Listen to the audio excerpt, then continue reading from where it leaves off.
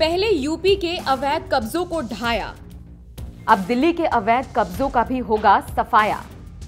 योगी के इस आदेश ने दिल्ली के लोगों को डराया। ये योगी राज है। यहां ना अपराध की कोई जगह है और ना ही अपराधी का कोई ठिकाना। लेकिन अपराध और अपराधियों के साथ साथ योगी सरकार ने सरकारी जमीन पर अवैध कब्जा करने वाले लोगों को भी सबक सिखाने का काम किया है। यूपी के बाद अब बारी दिल्ली की है। जी हां, दिल्ली की।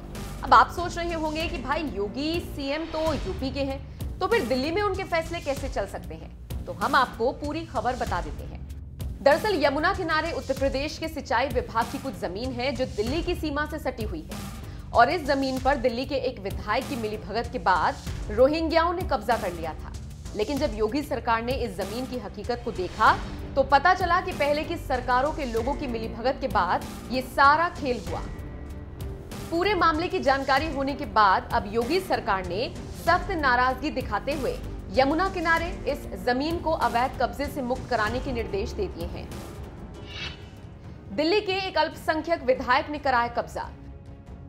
यूपी सरकार का आरोप है कि यमुना किनारे यूपी सिंचाई विभाग की जमीन पर दिल्ली के एक अल्पसंख्यक विधायक और उस वक्त के कुछ सिंचाई विभाग के अधिकारियों की मदद से इस जमीन पर रोहिंग्याओं को बसा दिया गया।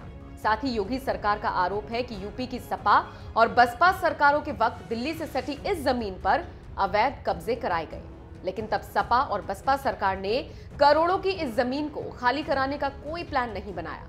आपको बता दें, सीएम योगी ने उत्तर प्रदेश में सरकार आने के बाद सरकारी जमीन से अवैध कब्जे खाली कराने को लेकर एंटी भू माफिया पोर्टल बनाया है और अभियान चलाकर हजारों एकड़ भूमि खाली भी कराई है। और अब यमुना किनारे की जमीन की बारी है।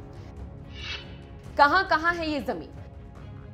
अब हम आपको ये बताते हैं कि ये जमीन आखिर कहां पर है। तो यूपी के सिंचाई विभाग की ये जमीन ओखला, जसोला, मदनपुर खादर, आली, सैदाबाद, जैतपुर, मोलर वन और खुरेजी खास में है। इसमें सिंचाई विभाग की 20.9077 हेक्टेयर यानी कि 51.66 एकड़ जमीन पर अवैध कब्जा है।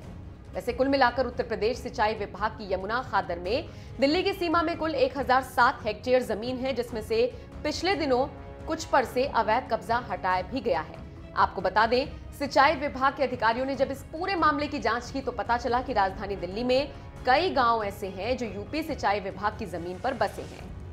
आज इस जमीन पर कॉलोनियां भी बसी हुई हैं, लेकिन अब जमीन को खाली करने और वहां से मलबा हटाने के आदेश सिंचाई विभाग ने करीब 20 दिन पहले जारी किए थे। आदेश के पालन में 10 दिन बाकी बचे हैं। योगी सरकार के इस आदेश के बाद यूपी की इस अवैध जमीन पर बसे लोगों की धड़कनें पल पल बढ़ रही हैं।